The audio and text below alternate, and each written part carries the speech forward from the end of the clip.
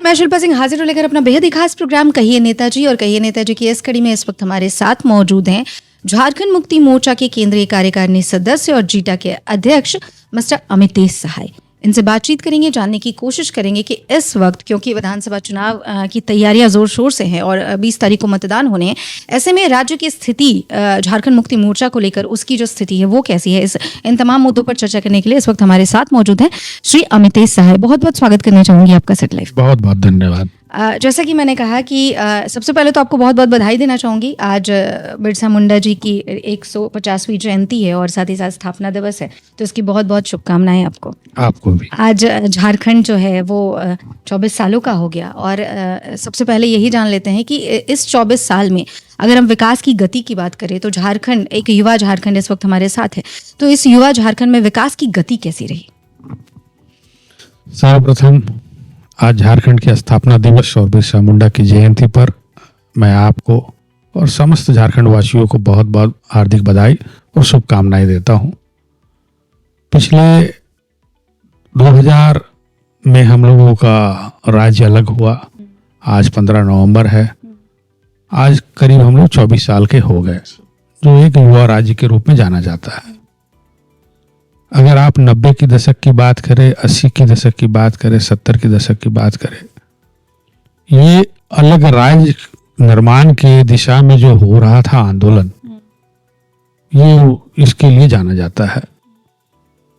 इन सब वर्षों में हम लोगों ने एक नारा चलाया था, कैसे लेंगे झारखंड, लड़के लेंगे झारखंड। आज के दिन में जब वो नारा को हम लोग याद करते हैं कि जब सड़कों में हम लोग घूमा करते थे, 90 के दशक में जब शिक्षा प्राप्त करने के बाद हम लोग राजनीति से जुड़े, तो वो आज भी कांप जाता है। एक तरफ शासन का डर, दूसरी तरफ कोयलांचल में माफियाओं का डर, जो एक ये समझते थे कि ये लोग अलग राज्य ले लेगा तो पता नहीं क्या करेगा। और उस माहौल से झारखंड मुक्ति मोर्चा लड़के आज अलग राज्य का स्थापना किया। और आज आप देखिएगा तो बिहार से अलग होने के बाद 24 वर्षों में हमारा राज्य काफी तेजी से उन्नति किया है। हाँ, इस बात का मलाल जरूर है कि जो गति मिलना चाहिए था वो गति हम लोगों को नहीं मिला। और इसके लिए इस 24 साल में 18-19 साल भाजपा का शासन रहा, जो सिर्फ और सिर्फ झारखंड राज्य को एक खनिज उत्पादन वाला राज्य समझा और उस खनिज का दोहन करने का कार्य किया। लेकिन अगर आप पिछले 5 सालों में देखेंगे तो जो गति आया है, चाहे वो गरीब गुरबा के बीच का हो, चाहे छात्रों के माध्यम का बात हो, चाहे उद्यमी का बात हो, या किसी भी वर्ग को, उनको ये दिखने लगा है कि मेरा राज्य अब एक गति पकड़ लिया है। और मुझे विश्वास है कि अगला जो 5 साल है, आप देखिएगा कि झारखंड बहुत तेजी से बेस्ट 5 स्टेट में जाना जाएगा। आप कह रहे हैं कि बेस्ट 5 स्टेट में झारखंड को गिना जाएगा आने वाले 5 वर्षों में, क्योंकि आप झारखंड मुक्ति मोर्चा के केंद्रीय कार्यकारिणी सदस्य भी हैं और भगवान बिरसा मुंडा की ये जो धरती है, यहाँ पर विकास की बात हम लगातार कर रहे हैं। ऐसा मैं जानना चाहूँगी आपसे, क्योंकि विधानसभा चुनाव है और 81 विधानसभा सीट जो है वो यहाँ पर हैं। इन 81 विधानसभा सीटों की अगर हम बात करें तो क्या लगता है आपको कि राज्य में जेएमएम की जो स्थिति, या फिर हम ये कहें कि महागठबंधन की जो स्थिति है, वो कैसे, उसको कैसे आंकते हैं आप? क्या लगता है आपको? देखिए, प्रथम चरण का चुनाव हो चुका है और जो हम लोगों के पास आंकड़ा आ रहा है कि हम लोग अब बहुत ही कम सीटों की जरूरत है बहुमत की ओर जाने के लिए। और दूसरा चरण जो 20 तारीख को होने जा रहा है, ये हम लोगों के संथाल में है, छोटा नागपुर में है। आप देखिएगा कि इस वर्ष का जो चुनाव होगा, ये अब तक का सर्वश्रेष्ठ चुनाव झारखंड मुक्ति मोर्चा के लिए होगा। और झारखंड मुक्ति मोर्चा और महागठबंधन जो है, ये पूर्ण बहुमत के साथ सरकार बनाने जा रही है। 26 तारीख के आसपास हमारे आदरणीय मुख्यमंत्री हेमंत सोरेन जी शपथ ग्रहण करेंगे और वो दिन हम लोगों के लिए होली और दिवाली की तरह होगा। पहले अगर हम झारखंड की बात करें तो 2 पार्टियां प्रमुख नजर आती थी यहाँ पर, एक तो झारखंड मुक्ति मोर्चा और दूसरा अगर फाइट की बात करें तो बीजेपी से फाइट होती थी। इस बार कुछ अलग देखने को मिल रहा है कि जेल के जिसको जो जयराम महतो की पार्टी है वो काफ़ी बढ़ चढ़ कर इस विधानसभा चुनाव में उसने हिस्सा लिया है और हम कहें कि बहुत ज़्यादा या अधिकतर सीटों पर उन्होंने अपने उम्मीदवारों को उतारा है। क्या लगता है आपको जयराम फैक्टर किस तरीके से काम कर रहा है यहाँ पर इस झारखंड विधानसभा चुनाव में? नहीं, आप जब भी चुनाव अब अगर 2019 का भी याद करें तो कोई ना कोई एक अलग सा पार्टी खड़ा होता था। 2019 में AIMIM के लोग थे, इस बार JKLM की तरह है। 2029 में जब चुनाव होगा तो कोई एक नया दल या गठन होगा, वो राजनीति में होता है, लेकिन वो किसी भी तरह से झारखंड मुक्ति मोर्चा और महागठबंधन को प्रभावित नहीं करेगा, ये तय है। क्योंकि जब अभी हम लोग क्षेत्र में घूम रहे हैं, सभा में जा रहे हैं, तो जिस तरह से माताएं और बहनें सड़कों पे आ रही हैं, सभाओं में आ रही हैं, पिछली बार की तुलना में इस वर्ष अगर आप देखिएगा तो 18 साल से 24 साल की बच्चियां जो राजनीति से दूर है, चाहे वो किसी भी दल की बात हो, लेकिन जब हम लोगों का कार्यक्रम हो रहा है तो अन्य के अलावे इस तरह का जो वर्ग है लड़कियों का, वो एकदम सामने फ्रंट रो में दिख रही हैं और बड़े उत्साह के साथ दिख रही है। तो ये जो वोट हम लोगों का है, ये आप देखिएगा कि जब 23 तारीख को गिनती होगा तो हम लोग बहुत ही बड़े स्तर से महागठबंधन सभी सीटों में अच्छे बहुमत से। चुनावी सभा की आप बात कर रहे हैं और आप कह रहे हैं कि चुनावी सभा में महिलाओं का आगमन बहुत ज़्यादा हो रहा है, युवाओं का आगमन बहुत ज़्यादा हो रहा है और इस चुनावी सभा को देखकर आप ये फील कर पा रहे हैं कि इस बार जीत जो है वो सुनिश्चित और बम्पर जीत होने वाली है। ऐसे में एक सवाल बन रहा है कि अभी हाल ही फिलहाल भाजपा के नेता हैं, उन्होंने ये बयान दिया या भाजपा के अधिकतर नेताओं का ये बयान आ रहा है कि झामुमो जो है वो बांग्लादेशी घुसपैठियों या महागठबंधन जो है वो बांग्लादेशी घुसपैठियों का समर्थन कर रही है और जो चुनावी सभा में उतर रहे हैं वो उनको यही कहा गया कि ये बांग्लादेशी घुसपैठी हैं जो चुनावी सभाओं में मौजूद हो रहे हैं। क्या लग रहा है, इसका नुकसान हो जाएगा झामुमो को या महागठबंधन को? बहुत अच्छा सवाल आप पूछी हैं। ये बताइए, BSF कहाँ रहता है, CRPF कहाँ रहता है? तो जब बॉर्डर में सेंट्रल फोर्सेस डिप्लॉयड है, फिर कैसे लोग अंदर आ रहे हैं? सड़क मार्ग हो, वायु मार्ग हो, जल मार्ग हो, इस सभी तीनों मार्ग पे केंद्र का हस्तक्षेप होता है और केंद्र के सैनिक और जवान वहां होते हैं। तो ये घुसपैठी अंदर आ कहां से रहे हैं? और अगर घुसपैठी आ रहे हैं तो विफलता इनको माननी चाहिए कि मेरी विफलता के कारण अंदर प्रवेश कर रहे हैं, तो वो चिन्हित करके बताएं कि कहां पर उनके से त्रुटि हुई है, कहां गलती हुई है, तो राज्य सरकार निश्चित रूप से उस पर कार्रवाई करेगी। लेकिन ये सिर्फ और सिर्फ उनका चुनावी मुद्दा होता है। आज आप देखिए कि जब चुनाव होता है, ये कोई ना कोई एक नारा लेके आ जाते हैं। कभी भी उस नारा को चुनाव के बाद वो उतारते हैं क्या अपने जीवन में या अपने कार्यकर्ताओं के बीच या समाज में लाते हैं? कभी नहीं। ऐसा आपको दर्जनों नारा याद दिला देंगे कि अगर आप पिछले 10 साल के में आप देखेंगे तो एक टैगलाइन ये लोग बनाते हैं, वो सिर्फ चुनावी फितूर है, इससे ज्यादा कुछ नहीं है। वो जैसे आपने कहा कि ये लोग नारा बनाते हैं, तो इस बार अगर हम कहें तो ये जो महागठबंधन की सरकार है उसको लेकर विपक्षी पार्टियां कह रही कि ये महागठबंधन की सरकार नहीं, ये ठगबंधन की सरकार है जिसने सिर्फ युवाओं को छला है और जो भी अपने वादे किए हैं उनसे ये मुकर गई है। कभी भी कोई भी वादे जो है जो इन्होंने किए हैं वो सिर्फ चुनावी, जैसे आप भी कह रहे हैं वैसे जब चुनाव आते हैं नज़दीक तो ये नए नए वादे करते हैं और जो भी वादे ये पुराने किए हुए रहते हैं उनको ये पूरा नहीं करते हैं। क्या आपको लगता है कि जो महागठबंधन की सरकार इस बार बनी और जो पिछले 5 साल पहले जो इन्होंने वादे किए थे वो पूरे हुए हैं या मतलब जो भी काम उन्होंने पहले जो संकल्प पत्र दिया था क्या वो सारे संकल्प को पूरा किया है? 2019 के चुनाव में झारखंड मुक्ति मोर्चा ने जो संकल्प पत्र जारी किया था और आज जब आप उसको देखेंगे तो आप पाएंगे कि करीबन उसमें 80% कार्य हो चुका है। और उसी का कारण है कि आज चाहे वो मैया योजना हो, गुरुजी क्रेडिट कार्ड हो, आपका आवास का योजना हो, ऐसा कई योजना है जो हम गिना नहीं सकते हैं, इतनी लंबी लिस्ट है। जो आप मैया योजना की बात कर रहे हैं उस योजना पर भी जब हमने विपक्षी पार्टी से सवाल किया तो उन लोगों का कहना है कि ये मैया योजना जो है वो बाकी बहुत सारी योजनाओं को बंद करके सिर्फ मैया योजना इसलिए चालू कर दिया गया क्योंकि चुनाव नजदीक।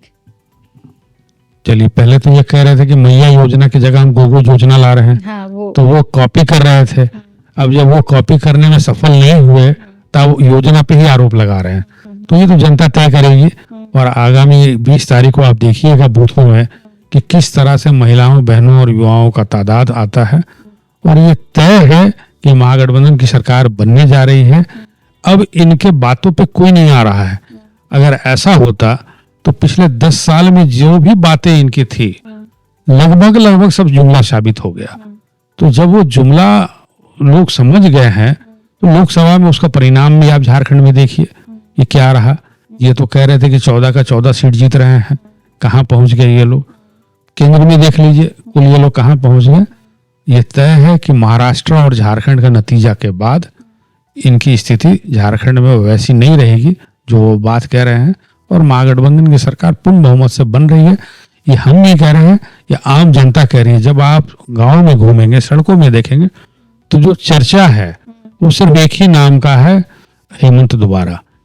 आप हेमंत दोबारा की बात कर रहे हैं। आपने आपकी पार्टी ने और महागठबंधन ने ये नारा भी दिया कि हेमंत है तो हिम्मत है। इसी चीज़ को अगर हम ये कहें तो मोदी जी का भी आगमन अभी हाल फिलहाल हुआ था देवघर में, और भी बहुत सारे जो कद्दावर नेता हैं बीजेपी के वो भी आ रहे हैं, एनडीए के बहुत सारे नेता आ रहे हैं। उन तमाम लोगों का सिर्फ यही कहना है कि हेमंत है तो हिम्मत है सिर्फ उनको जो आपराधिक गतिविधियों में शामिल हैं, जो भ्रष्टाचारी हैं, जो लूट खसोट कर रहे हैं, और सिर्फ ऐसे लोगों की ही हिम्मत जो है वो हेमंत है। क्या कहना चाहेंगे? ये आरोप लगाना सबसे आसान काम है, लेकिन तथ्य के साथ बात करना एक दूसरा मुद्दा है। इनके पास अगर तथ्य होता तो आंकड़ा को सार्वजनिक करना चाहिए था कि झारखंड मुक्ति मोर्चा या महागठबंधन के लोग कौन हैं जिनके बारे में इंगित करते हैं। लेकिन हवाई बात है, उस पर तो क्या कहना। लेकिन ये तय है कि ये बौखला गए हैं। इनको ये पता है कि आज 30-30 हेलीकॉप्टर एक साथ राज्य में घूम रहा है, और इधर से सिर्फ झांसी की रानी की तरह आदरणीय कल्पना सोरेन जी और माननीय मुख्यमंत्री हेमंत सोरेन जी घूम रहे हैं। और परिणाम ऐसा आएगा जिसके बाद हमको नहीं लगता कि अगले 5 साल तक ये लोग चुनावी मुद्दा को लेकर झारखंड में आएंगे। हेमंत जी का जमीन घोटाले मामले में जो इस तरीके के केसेस हुए, क्या लगता है इसका कुछ नुकसान हो जाएगा आप लोगों को? नहीं, झारखंड की जनता जान गई कि एक निर्दोष व्यक्ति को 5 महीना जेल में रखने का क्या परिणाम आने वाला है। क्योंकि आम जन से जब आप पूछिए, अब वो झारखंड नहीं है जहां पे शिक्षा का आपको कमी है। हर घर में ऐसे लोग आपको मिलेंगे जो शिक्षित हैं। और वो जब सुप्रीम कोर्ट और हाई कोर्ट का जो जजमेंट जब सार्वजनिक पटल पे आया, और चूंकि ये तो पब्लिक डोमेन में है, कोई भी गूगल करके निकाल सकता है कि जजमेंट क्या था, तो माननीय सर्वोच्च न्यायालय और उच्च न्यायालय ने जो फैसला सुनाया, उसके बाद मुंह में काली कपूत गई। और इन लोगों को भी एहसास हो रहा है। देखिए, भाजपा के मेरे बहुत सारे मित्र हैं धनबाद में जिनसे मेरी अच्छी संबंध है। राजनीति हम लोग अपने अपने दल में करते हैं, अपने अपने ईमानदारी से अपने अपने दल से जुड़े हैं। लेकिन उनका भी मानना है कि ये जो निर्णय हम लोगों के द्वारा लिया गया वो गलत था, क्योंकि एक निर्दोष आदमी को फंसाया गया। ये पार्टी के अंदर एक बड़ा वर्ग इसका चिंतन कर रहा है और वो महसूस कर रहा है कि ये काम इन लोगों ने गलत किया। लेकिन वो छोटे पदाधिकारी होते हैं, उनके में उतना नहीं क्षमता है कि अपने बड़े आला कमान को ये बात तक कह पाए। लेकिन अन्य जगह वो लोग ये बात को मान रहे हैं कि हम लोगों की पार्टी के द्वारा ये गलत हुआ है। बहुत सारे ऐसे नेता हैं जो कल तक आपके साथ थे और जिसमें बहुत बड़े बड़े नाम भी हैं, वो तमाम लोग अब एनडीए में चले गए हैं या भाजपा में शामिल हो गए हैं। इसका नुकसान होगा? देखिए, राजनीति में तो ये होता है, खास करके चुनावी समय में इधर के लोग उधर जाएंगे, उधर के लोग इधर आएंगे। और जो राजनीति करते हैं उनकी कुछ महत्वाकांक्षा भी होता है। उनको लगता है कि मेरा महत्वाकांक्षा यहाँ पूर्ण नहीं हो रहा है तो हम दूसरी जगह चले गए। उधर के लोगों को लगता है कि वहां पूर्ण नहीं हो रहा तो इधर आ रहा है। ये खास करके चुनावी मौसम में हर चुनाव में आपको ये देखने को मिलेगा, और ये आने वाले भविष्य में भी ऐसा होगा। इसलिए इसका कोई नुकसान नहीं होना है। अगर हम बात करें कि इस बार जो जनता है, क्योंकि जितनी भी जनता है हर बार उनके भी दिमाग में बहुत सारी चीज़ें आती है, वो भी चीज़ों को समझते हैं और बदलाव के मूड में होते हैं। आपको क्या लगता है कि इस बार जो झारखंड की जनता है, पूरे राज्य की हम बात करेंगे तो इस बार जो झारखंड की जनता है किन चीज़ों को लेकर वोट करने जाएगी या मतदान करेगी? क्या उनका मुद्दा क्या होगा, उद्देश्य क्या होगा, किस तरीके से हो जाएगा? देखिए, ये पहला बार ऐसा देखने को मिल रहा है कि झारखंड में शहर कम है, गांव ज्यादा है। तो गांव में जो लोग रहते हैं, क्योंकि मैं भी गांव से आता हूं, तो गांव के लोगों को ये एहसास है कि ये झारखंड की सरकार है, झारखंडी की सरकार है। यहाँ पर किसी को भी कुछ समझने के लिए महाराष्ट्र और पंजाब और दिल्ली नहीं जाना है। अगर उसको कोई समस्या है, कोई मामला समझ में नहीं आ रहा है और उसको समझना है या किसी तरह का सहयोग चाहिए, तो वो सारा इलाज, सारा मदद उसको झारखंड में ही मिल सकता है। इसलिए झारखंडी की सरकार है, और जब लोगों के बीच में यह भावना आ गया है कि हमको ये सरकार को लाना है, तो वो आप तय है कि आम जन सिर्फ झारखंडी सरकार को लाने के लिए, क्योंकि लगभग 3 दर्जन ऐसी योजनाएं हैं जो सीधा सरकार और जनता के बीच का जुड़ाव है और लोग को उसका लाभ भी मिल रहा है। तो लोग जान रहे हैं कि ये सरकार रहेगी तो हमको वो लाभ और अच्छा होगा और मजबूती से मिलता रहेगा। इसलिए लोग मन बना चुके हैं, सिर्फ अब औपचारिकताएं शेष है। 20 तारीख को मतदान है, 23 को हम लोगों का विजय जुलूस है और 26 तारीख तक हम लोग शपथ ग्रहण करेंगे, ये तय है। अपना झारखंड युवा हो चुका है, तो युवाओं की बात कर लेते हैं। आपकी पार्टी युवाओं के लिए क्या कुछ करने वाली है? क्योंकि पिछली बार भी वादे हुए थे, रोजगार को लेकर बहुत सारी बातें कही गई थी, लेकिन उस स्तर से काम नहीं हो पाया, उस तरीके से रोजगार नहीं मिलाया, और आज भी युवा जो है झारखंड से पलायन की स्थिति में है। युवाओं को रोजगार देने की तरफ आपकी पार्टी क्या कुछ पहल करेगी? देखिए, ये पहली ऐसी सरकार है जो जेपीएससी का कई वर्षों से नियुक्ति नहीं हो रहा था, उसको रेगुलराइज किया गया और बहुत ही बड़े स्तर में अधिकारी और कर्मचारियों का बहाली हुआ। अन्य विभागों में भी हुआ। अब आप देख लीजिए, युवाओं के लिए पहले होता है शिक्षा का जरूरत। ये पहला ऐसा सरकार है जो देश में नहीं विदेश में भी शिक्षा प्राप्त करने के लिए निःशुल्क अपने ओर से स्कॉलरशिप दे रही है। गुरुजी क्रेडिट कार्ड, आज कोई भी बच्चा अगर पढ़ना चाहता है, अगर उसको पढ़ने में ध्यान है, तो 5 लाख रुपया एक बहुत बड़ा रकम है जो क्रेडिट कार्ड के माध्यम से झारखंड सरकार दे रही है। जो युवा पढ़ ले रहा है उसको आगे रोजगार देने के लिए, जहां टाटा सहित सेल, अडानी, कई फैक्ट्रीज हैं। आप धनबाद में देख लीजिए, एसीसी बगल में है। आप चंदन क्यारी में देख लीजिए, इलेक्ट्रो स्टील है, टाटा स्टील का दखल है, सहित बहुत ही बड़े और छोटे उद्योग हैं। उसमें 75% अनिवार्य किया गया है कि जो भी लोग अपना कल कारखाना चलाएंगे उसमें यहाँ के युवाओं को 75% आपको रोजगार देना है। और आपको जान के ये ताज्जुब होगा कि जो लोग नहीं ऐसा कर रहे हैं उस पर कार्रवाई भी चल रहा है। पहले उनको 25,000 रुपया करके जुर्माना किया जा रहा है कि भाई आप अगर ये नहीं कर रहे हैं, और अगर वो उसके बाद भी वो नहीं सुधरते हैं तो आगे कार्रवाई होगी। तो आपके घर के सामने अगर कोई उद्योग है और वहां अगर आपको नौकरी मिल जा रहा है स्थानीयता के नाम से, तो इससे बढ़िया पॉलिसी तो पूरे देश में कहीं भी नहीं है जो यहाँ आपको देखने को मिल रहा है। चाहे वो रोजगार की बात हो, चाहे वो शिक्षा की बात हो, इस दोनों में सरकार काम कर रही है। हाँ, ये तय है कि जो काम होना चाहिए था पिछले 5 सालों में, उसमें 2-2.5 साल कोरोना के कारण भी व्यवधान हुआ। 5 महीना माननीय हेमंत सोरेन जी जेल चले गए, तो वो भी एक गति को स्लो किया। लेकिन अब जब चुनाव जीत के आएंगे 2024 में, तो आप देखिएगा कि जो वायदे 2018-19 के बचे हुए हैं या जो 2024 का है, युवाओं को बाहर अब जाने की जरूरत नहीं है। उनके अपने क्षेत्र में, अपने जिला में, अपने राज्य में रोजगार से जोड़ा जाएगा। अपने राज्य में रोजगार से जोड़ने की बात करें, जिले में रोजगार की से जोड़ने की आप बात कर रहे हैं। बगल में हॉल फैक्ट्री है जहां आए दिन हड़ताल होते रहते हैं। अगर महागठबंधन प्रत्याशी जीत जाते हैं तो क्या आप ये सुनिश्चित कर पाएंगे कि ये जो हड़ताल की जो समस्या, क्योंकि स्थानीय लोगों को रोजगार नहीं मिल पा रहा है, तो इस पर काम होगा, इस पर पहल होगी और ये जो समस्या है वो समाप्त हो जाएगा? देखिए, हल के विषय में जितनी बड़ी बातें धनबाद के लोगों को बताई गई कि हर लाने के बाद सिंदरी तो बात छोड़िए, पूरे धनबाद में बाहर आ जाएगी, ऐसा कोई बात हुआ नहीं। इसके पीछे कारण है कि उसमें सीधे केंद्र सरकार के हस्तक्षेप से वो उद्योग को चलाया जा रहा है। लेकिन चूंकि वो मेरे जिला में चल रहा है, उसका चाहे वो प्रदूषण हो, चाहे या को उत्पादन से होने वाला जो हम लोगों को रोग होने का है खतरा होता है, ये सब जब यहाँ के लोग झेल रहे हैं तो उनका पहला हक बनता है कि वो उनको वहां से लाभ भी मिलना चाहिए। 24 के चुनाव के बाद आप ये तय है कि महागठबंधन के विधायक वहां से जीतने जा रहे हैं और उसके बाद हम लोग उस पर भी दबाव बनाएंगे और वहां और उसके आसपास के क्षेत्र के लोगों को भी वहां जोड़ेंगे हम लोग। जेएमएम झारखंड मुक्ति मोर्चा जो है वो हमेशा से महिलाओं को सम्मान देने की बात करती है। यही वजह है कि मैया सम्मान योजना जैसी योजना जो है वो हम सभी के बीच में है। क्या लगता है आपको झारखंड में महिलाओं की स्थिति इस वक्त कैसी है, और उसमें अगर किसी तरीके के सुधार की आवश्यकता है तो आपकी पार्टी के पास क्या कुछ योजनाएं? अगर आप महिलाओं का विषय का बात करें तो मैया सम्मान योजना पिछले 4 महीने से प्रत्येक माह 1,000 रुपया उनको भुगतान मिल रहा है। दिसंबर माह से कैबिनेट में तय हो चुका है कि सरकार बनते ही दिसंबर माह से 2,500 रुपया कर दिया जाएगा, साल का 30,000 रुपया।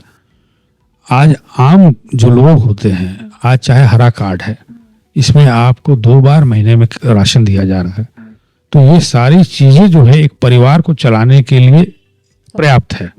अब रहा झारखंड में महिलाओं का, झारखंड में झारखंड मुक्ति मोर्चा ही एक पार्टी है जो राज्यसभा में अभी तक एकमात्र महिला को चुन के भेजा। भाजपा इतनी बड़ी पार्टी है, कभी भी किसी महिला को झारखंड से नहीं भेजा। आप जो भी देखिए, या तो वो बाहर के लोगों को भेजे या अपने राज्य से भी भेजे होंगे, लेकिन महिला को जो सम्मान का दृष्टि होता है वो हमारे पार्टी में है, जिसका नतीजा है कि जब मैया सम्मान योजना को देखिए, राज्यसभा में महिला को भेजने को देखिए, वो हर एक जगह बढ़ चढ़ कर हिस्सा लेता है।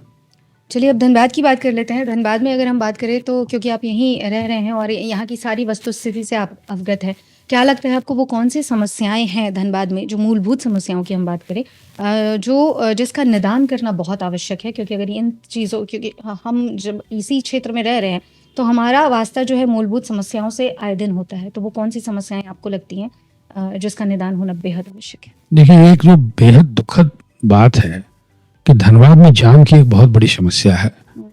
धनबाद लगभग 2 भाग में बढ़ चुका है, गया पुल से एक तरफ इस तरफ और गया पुल से उधर, और दोनों भाग के लोग का एक दूसरे क्षेत्र में आना जाना है। दिन के समय आप जब जाएं तो स्कूल के बच्चे रोते कराते दिखते हैं जाम में। गया पुल में किसका ट्रेन चलता है? रेलवे का। रेल केंद्र के अधीन है, सिर्फ वो डीपीआर और डीपीआर का खेल चल रहा है। और जो यहाँ के जनप्रतिनिधि चुन के आते हैं, चूंकि वो भाजपा से आते हैं और भाजपा में केंद्र का शासन है, और पिछले 10 सालों में जिस तरह से जाम की समस्याएं बढ़ी है, इसके लिए वो कोई भी कारगर उपाय नहीं कर पा रहे हैं। तो एक तो जाम की समस्या से मुक्ति पाना बहुत आवश्यक है। बहुत से क्षेत्रों में आप देखिएगा तो पानी की समस्या है। बहुत हद तक हम लोगों ने मैथन के द्वारा, इधर भाटिंदा के द्वारा क्षेत्र में पानी की समस्याओं को कम ही किया है, लेकिन अभी उसमें काम करने की जरूरत है। और शिक्षा के दृष्टिकोण से जो हमारे बच्चे बाहर जाते हैं पढ़ने के लिए, तो यहाँ पे ऊंचे मापदंड का अच्छे कॉलेज का निर्माण का जरूरत है, जहाँ इंजीनियरिंग की भी पढ़ाई हो जाए, जहाँ बीबीए एमबीए की भी पढ़ाई हो जाए, और अन्य जो बच्चे चाहते हैं उस तरह का हो।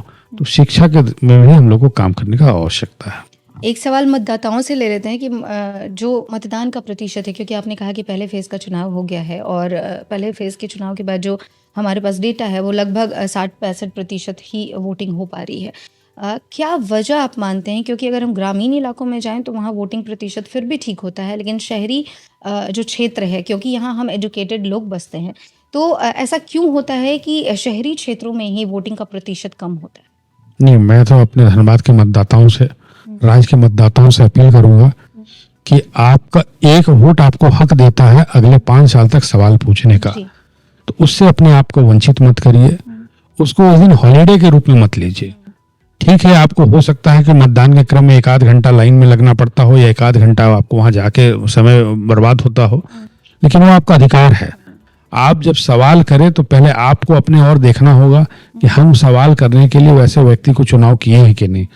आप नहीं जाते हैं, गलत लोग चुने जाते हैं, और उसके बाद आपका सवाल और आपका जो उसमें कार्रवाई होना चाहिए नहीं हो पाता। तो पहले आपको वोट के लिए जरूर जाइए, और 20 तारीख को बाद में जलपान करिए, लेकिन मतदान पहले करिए। ये मेरा तो सभी लोगों से अपील है। बहुत बहुत शुक्रिया हमसे बातें करने। बहुत बहुत धन्यवाद। जहाँ आप सुन रहे थे श्री अमितेश सहाय जी को, जिन्होंने कहा कि क्षेत्र में इस वक्त जो इनकी पार्टी है उसकी राज्य में स्थिति कैसी है, उस पर हमने बात की। साथ ही साथ इन्होंने आश्वासन भी दिया कि अगर महागठबंधन की सरकार बनती है तो बहुत सारी ऐसी योजनाएं हैं जो धरातल पर उतरेंगी, जिससे सीधा जनता को फ़ायदा होगा और जनता को लाभ होगा। मतलब जनता से जो इस बात का सरोकार होगा, बिल्कुल वो योजनाएं इनके पास है। इसका मास्टर प्लान इन लोगों ने तैयार कर रखा है। देखने वाली बात ये होगी, आने वाला समय बताएगा कि किसकी सरकार यहाँ झारखंड में बनती है। लेकिन साथ ही साथ इन्होंने ये अपील भी की कि सरकार चाहे जिसकी भी बने, लेकिन कम से कम आप घरों से बाहर ज़रूर निकले और 20 तारीख को धनबाद में वोटिंग होना है, मतदान होना है, तो अपने इस अधिकार का प्रयोग करें और जो भी आपको अच्छा लगता है, आपके विवेक, जो भी आपका विवेक कहता है, अपने विवेक से फैसला लेते हुए जाति धर्म से ऊपर उठकर सिर्फ और सिर्फ राज्य की और क्षेत्र की भलाई को मद्देनजर रखते हुए अपना मतदान करें, क्योंकि ये आपका मौलिक अधिकार है। फिर मुलाकात होगी आपसे कहिए नेताजी की अगली कड़ी में। मुलाकात करेंगे, बात करेंगे, जानने की कोशिश करेंगे किसी अन्य प्रत्याशी से कि उनका क्षेत्र के विकास को लेकर या राज्य के विकास को लेकर उनके पास क्या कुछ मास्टर प्लान